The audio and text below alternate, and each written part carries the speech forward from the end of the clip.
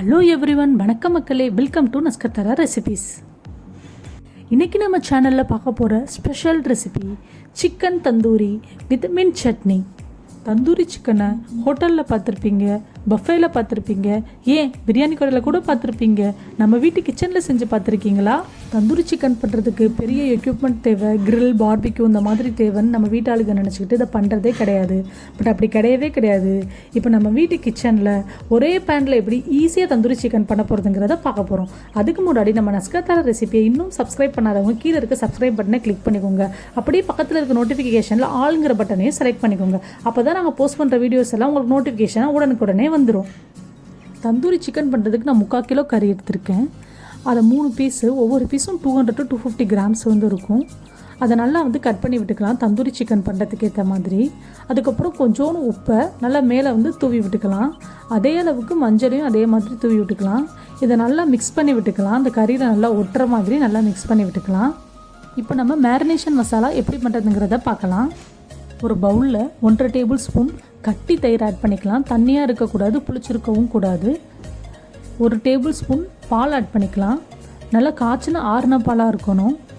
1.5 table spoon இஞ்சி பூண்டு paste add பண்ணிக்கிறோம். 1 table spoon Kashmiri red chilli powder இல்லைனா நார்மல் மிளகாத்தூள் கூட ஓகே தான்.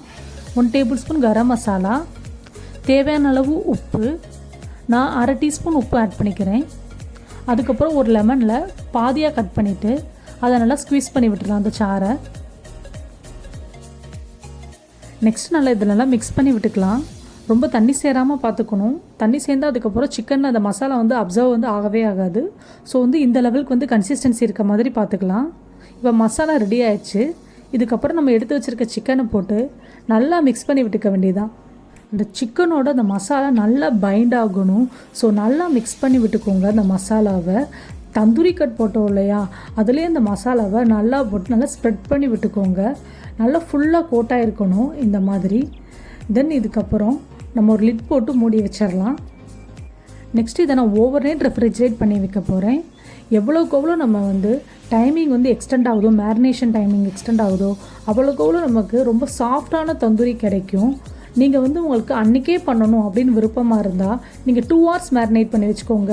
அதுவும் பண்ண முடியலன்னா அட்லீஸ்ட் ஒரு 1/2 hour மட்டும் மேரினேஷனில் இருக்க மாதிரி பார்த்துக்கோங்க. தென் இதில் 1 டீஸ்பூன் ஆயிலை இந்த மாதிரி ஸ்ப்ரெட் பண்ணி விட்டுக்கோங்க. தென் அதை நல்லா மிக்ஸ் பண்ணி விட்டுக்கலாம். இப்போ நம்ம தந்தூரி ஃப்ரை பண்ண போகிறோம். சிக்கன் தந்தூரியை கேஸ் ஸ்டவ்வில் நம்ம பண்ண போகிறோம்.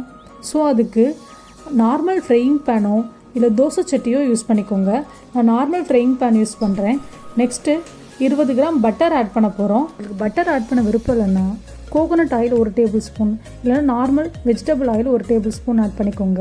இந்த பட்டர் ஆட் பண்ணுறதுனால ஒரு ரிச்னஸும் ப்ளஸ் தந்தூரியோட ஸ்மெல் கமகமன்னு இருக்கும். அதனால நம்ம இந்த பட்டர் ஆட் பண்ணுறோம். நெக்ஸ்ட்டு மேரினேட் பண்ணி வச்சிருந்த சிக்கனை ஒன்று ஆட் பண்ணிடலாம். இதுக்கு நம்ம அதிகமாக ஆயிலும் பட்டரோ யூஸ் பண்ணல, ரொம்ப கம்மியாக தான் யூஸ் பண்ணியிருக்கோம். இதிலே நல்லா ஃப்ரையாக விடணும். இப்போ இதை ஒரு லிட் போட்டு மூடி வச்சிடலாம். ஒரு 5 மினிட்ஸ் கழித்து இந்த லிட்டை ஓப்பன் பண்ணி பார்க்கலாம். இப்போ நம்ம இதை பெரட்டி போட்டுடலாம். லைட்டாக வெந்திருக்கு. தென் நம்ம மேரினேட் பண்ணி வச்சுருந்தோம் இல்லையா மசாலா, அதில் மீத மசாலா இருக்கும். அந்த மசாலாவை ஒரு கரண்டிலையோ இல்லை இந்த மாதிரி ஒரு ப்ரஷ்லையோ எடுத்து நல்லா மேலே கோட் பண்ணி விட்டுக்கோங்க. இன்னும் கொஞ்சம் நல்லா அப்சர்வ் ஆகிறதுக்கு.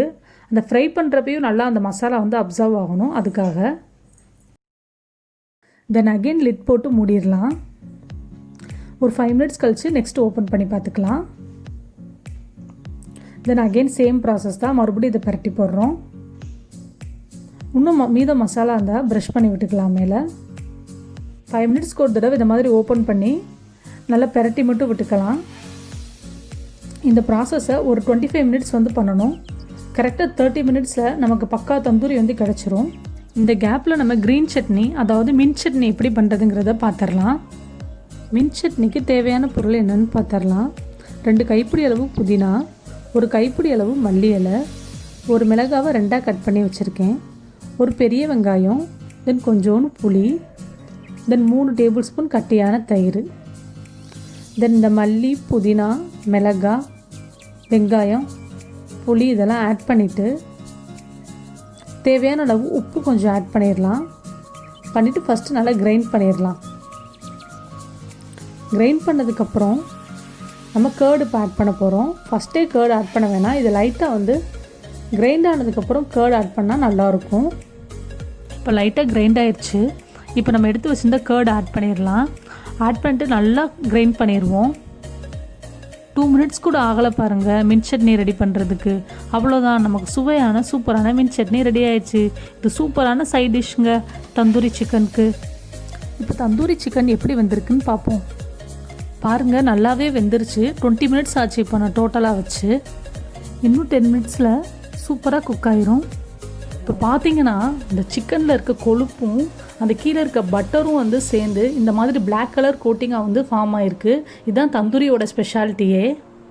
இந்த ஸ்டேஜில் ஒரு கறித்துண்டு எடுத்துக்கோங்க. அது நல்லா ரெட் ஹாட்டாக வர ஹீட் பண்ணிக்கோங்க. நல்லா கங்கு வர்றது உங்களுக்கே தெரியும். இப்போ பாருங்கள் நல்லா கங்கு தெரியுது. இந்த ஸ்டேஜில் ஆஃப் பண்ணிவிட்டு நம்ம தந்தூரி இதில் ஒரு சின்ன பவுல் எடுத்துக்கோங்க, சில்வர் பாத்திரம் எடுத்துக்கோங்க.